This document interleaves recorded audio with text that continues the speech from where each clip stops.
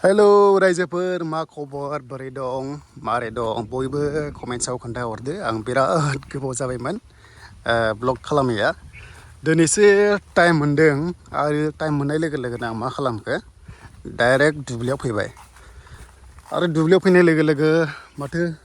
बुहुद मोजां जाना दङ बोथोरा बार खोलो खोलो सोमखोर सोमखोर नै बांद्राय अखाबो गैया सान्दुंबो गैया जाना दङ जोंनि उदालगुरियाव नाथाय आं दाखालि जेब्ला क'क्राझार थांदोंमोन सप्तासे थाहैदोंमोन ओरैबादि अखा लोगो मोन्दों माने मथथे माने हाबाय थादों आरो दानिया खोथाया जाहैबाय जुखाम गायग्रायावथ' माइ गायफिनजोब्बाय नै ओरैबादि गब्ल'खादों माने हासारखौ दा जेबो होथ'वाखै जुखाम गायनायाव हासारा एसे थाब थाब होखाबाय नालाय बेनो खामानि होगोन आरो होदों आरो होयो वाव मोजां मोनदों दा जाय फंबाय बिनानावमोना BTC फरेस्टआव इन्टारभिउ होदोंमोन बा होगासिनो दङ कमेन्ट्स खालामहर सोर सोर क्वालिफाइड जाखो फिजिकेल टेस्टआव आं सानो 90%आनो पास जाखायो फिजिकेल टेस्टआव मानोना बावहाय 4 घन्टायाव हिन्जावफ्रा 16 हौवाफ्रा 26 km थाबायनांगौ बा खारनांगौ खारो खारा नोंनि खोथा जिखुनु जाया टाइमिंआव सहैनांगौ 1 मिनिट सिगां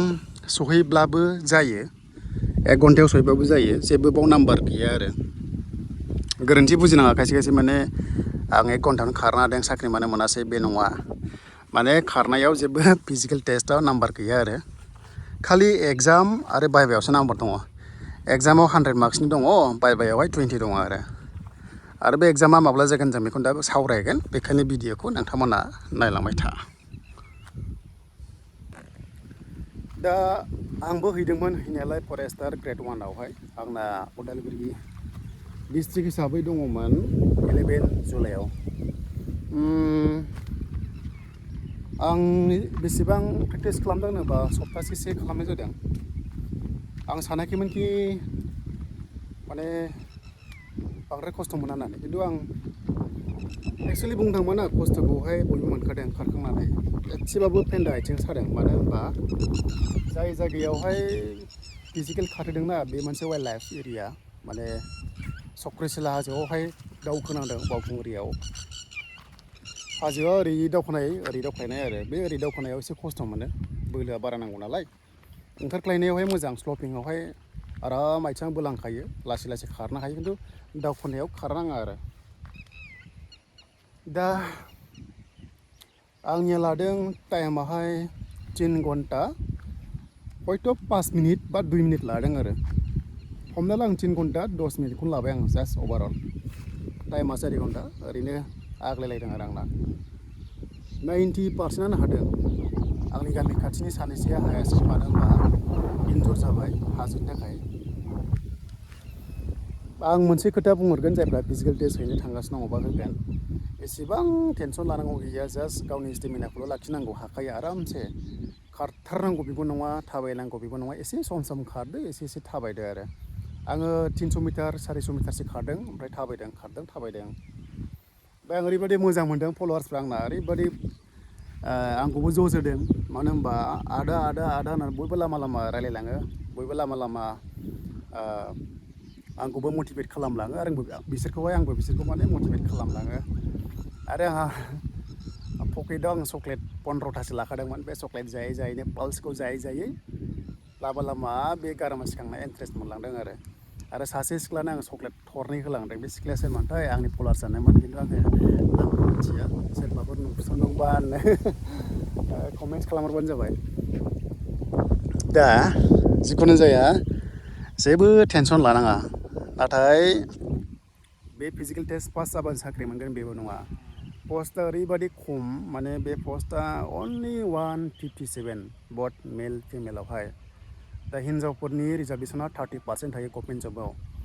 ओमफ्राय जोंनि BTCआव जोंनि STफ्रा आंनि नलेजावहाय गुगोलाव नायो नोंथांमोना मिथिगोन 70% खथा दं आरो नाथाय ST PH बिदि गैया अनलि ST हिसाबै BTCआवहाय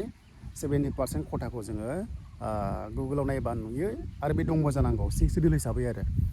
दा बेखायनो पस्टआ खम कम्पिटिसना हाई जागोन SI लेभेल माने ग्रेड 1 लेभेलावहाय फरेस्टार ग्रेड 1आव अनलि 47 दङ केन्डिडेट्सआ एप्लाइ खालामदोंमोन 18,000 प्लास ओमफ्राय फरेस्ट गार्डआव दङ फरेस्ट गार्डआव 110 दङ पस्टआ 110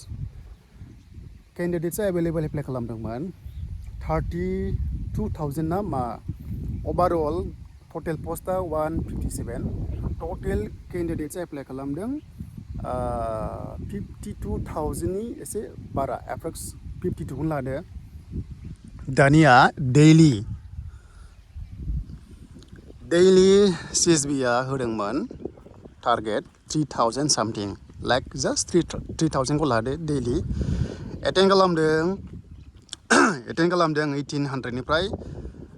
1,900 केन्डिडेट्स आरो खायसे थाङासै पस्टआ खमखाय थाङासै आरो प्रेक्टिस खालामाखै जानांगौ दा लास्टआव उदालगुरि हिसाबै ग्रेड 1आ एक्सुवेलि ग्रेड 1आ 6 तारिखनिफ्राय माबासिम जादों 11सिम 11 तारिखआव जोंनिमोन उदालगुरि 11 तारिखआव मानि थाखाय मानसिया एसे बारा जादों होनोबा जोंनि उदालगुरि डिस्ट्रिक्टआ BTR एग्रिमेन्ट मथे सनितपुर आरो बिसनाथा बर' गामिया 60टा गामि रेभिनिउ हाबबाय नालाय बुंनायावसो 60टा रेभिनिउ खिन्थु सुपारभाइज नायबा बुरजा जायो नालाय बिसोरबो माने इन्टारभिउखौ होफैदों जायनि जाहोनाव उदालगुरि खालि मथा मथि 2,000 जनसो जादों खोमा आरो केन्डिडेट्सआ माने एसे बारा जादों ओंखायनो फाइटआ एसे बारा जागोन उदालगुरि हिसाबै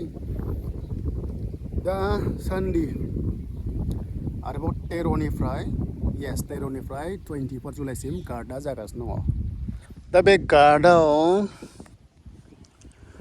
जायफ्रा ग्रेड 1 आरो गार्ड मोननैबो पस्ट एप्लाइ खालामनो बैसोरो 6 तारिखनिफ्राय 11 तारिखआवनो खारखाजोब्बाय बेखायनो दायो गार्डआव मानसिफ्रा खम जादों आरो नाथाय बैसोरबो गार्डआव साख्रि मोनगोन जायफ्रा 6 तारिखनिफ्राय 11सिमहाय खारजोबखाबाय एसएम आरो गार्ड हिसाबै बिसोरबो गार्डआव माने साख्रि मोनगोन आरो जायफ्रा काटअफबो गोरोबो दानो फैबाय एग्जाम सेकेन्ड स्टेजआ जाबाय एग्जाम दङ माइया नायनाय जुखाम गायनायाव ओरैबायदि बरिया जादों बे भिडिअ'आ जेबो एडिटिं गैया डाइरेक्ट आपल'ड जागोन नै ओरैबायदि सोमखोर आं बिराद गोदो उन्दैयाव बेवहाय बिदियावहाय बिराद ना बोनोमोन आं बोरसिबाथा बिराद होयोमोन आं बेवहाय ओरैबायदि नास्राय ना गोरि मोनोमोन दाथ' बिदि नुला आं गथ'फोरखौहाय ओरैबायदि बेवहाय बोननानै ओरै होलांबाय खानस्रिजों बोनोमोन दै आं खानस्रि बिराद मोजां मोनो खानस्रिजोंहाय बोननो ओरै होलांबाय टप ओरै गावलायबावोमोन आरो टप बे टप होनाया जाहैबाय नाखौ लफायनाय आरो फैगौबा दा स्टेज 1आ फिजिकेल टेस्ट थांबाय ना स्टेज 2आ जाहैबाय रिटेन एग्जामिनेसन रिटेन एग्जामावहाय 100 मार्क्स दङ देर इज नाथिं नेगेटिभ मार्क जेबो नेगेटिभ मार्क गैया गोसोबादि लिर गोसोबादि नों हो नाथाय नोङो रिटेन एग्जामावसो मेन फाइट खालामनांगोन दाखालि प्रेस मिटआव CSB चेयारमेना बुंनाय बादिब्ला रिटेन एग्जाम जोब्बा नेक्स्ट राउन्डआ बाइबा नालाय बे बाइबायावहाय 20 मार्क्स दङ ओमफ्राय रिटेनावहाय 100 दङ दा बै बाइबायाव सहैनोसो दा जोंहा फाइट खालामनांगोन आरो बे फाइटआ ओरैबायदि हाई लेभेल जागोन चेयारमेना बुंदों 1:3 माने मोनसे पस्टआव 3 मानसिखौहाय केन्डिडेटखौहाय बाइबा होनो लेंहरगोन होमबा नायदो फाइटआ ओरैबायदि जागोन दा ग्रेड 1आवहाय 18,000सो दं नालाय केन्डिडेटआ 18,000आवथ' 18,000आ थांजोबखायाखै 10निफ्राय 12,000 स्टुडेन्टसा पास खालामदों जानांगौ आरो ग्रेड 1आव आंनि आइडिया ओमफ्राय गार्डआवहाय 30,000आव गैयाबाबो 15,000 सुनहा थानो हागौ 15,000जोंहाय 15,000खौ रानदो 110जों बेसेबां फाइट जागोन आरो 47टा पस्टखौ रानदो 10,000खौनो लाबाय आं दे 10,000 केन्डिडेटजों होमबा मोनसे पस्टनि थाखाय 200 जना फाइट खालामगोन बादि एग्जामाव आरो होमबा नोङो 199 जनखौ नोङो फेजेननांगोन बाइबा टेस्टआव थांनो ओरैबायदि काटअफ लानांगोन होमबा 90+ लाखानांगोन 93, 94, 97 होमबासो बाइबा टेस्टखौ होनो मोनगोन आरो कन्डिसना बेफोर जाबाय गासैबो पस्ट खमनि थाखाय पस्टआ खम उपाय गैया थांनाय बाराव पस्टआ बुरजामोन एबार खम बेखायनो बेबायदि हालोदा जासिगोन दा एग्जामा माब्ला जागोन बेखौथ' डेट फिक्स नङा नाथाय चेयारमेना बुंनाय बादिब्ला उइदिन 7 डेजनि गेजेरावनो फिजिकेल टेस्टनि रिजाल्टखौ होगोन होनना बुंदों डेट मिन्स मा नेक्स्ट राउन्ड एग्जामनि थाखाय रिजाल्ट जेनाखि एडमिट थायोना एडमिटखौ जोङो मोनगोन आरो होमबा जों आसा खालामनो हायो मथा मथि आगष्टनि लास्ट सप्ता हयथ' सेप्तेम्बरनि फार्स्ट सप्तायाव एग्जामा जानो हागौ आरो ओमफ्राय बिदिनो अक्ट'बरहालागैहाय बाइभा टेस्ट खालामनानै दुर्गा फुजानि सिगां साख्रिखौ मोननो हागौ आरो फुजानि सिगां साख्रि मोनबाथ' बहुत मोजां आरो मोजां मोनसे अकेसनाव जुदि मोजां फेस्टिभेलाव जुदि साख्रि मोनोबाथ' बिनिफ्राय गोजोनथाव बाथ्रा मा थाबावनो दा हप फर दा बेस्ट जिखुनु जाया बयनिसिमबो अल दा बेस्ट थाबाय आसाम फरेस्ट आसाम पुलिसाबो अक्ट'बर नभेम्बराव फिजिकेल टेस्ट जागोन बेखायनो आसाम फरेस्ट आसाम पुलिसाव गोसो होदो BTC आवथ' पस्टआ बिराद खमखा दा बेनो आरो दिनैनि ससे ब्लगा दा 10 मिनिट बारबाय मोजां होदो फंबायमोन बिनानावमोन टेनसन दाजा डिमटिभेट दाजा जिखुनु जाया एग्जामनि थाखाय मोजां फरायदो थांनाय बाराव मोनासै एबार नाजादो आरो देग्लाय मोनाबा दुखु दा मोनसै नेक्स्टआवबो नाजादो पस्टआ गैया नङा लासै बिदिनो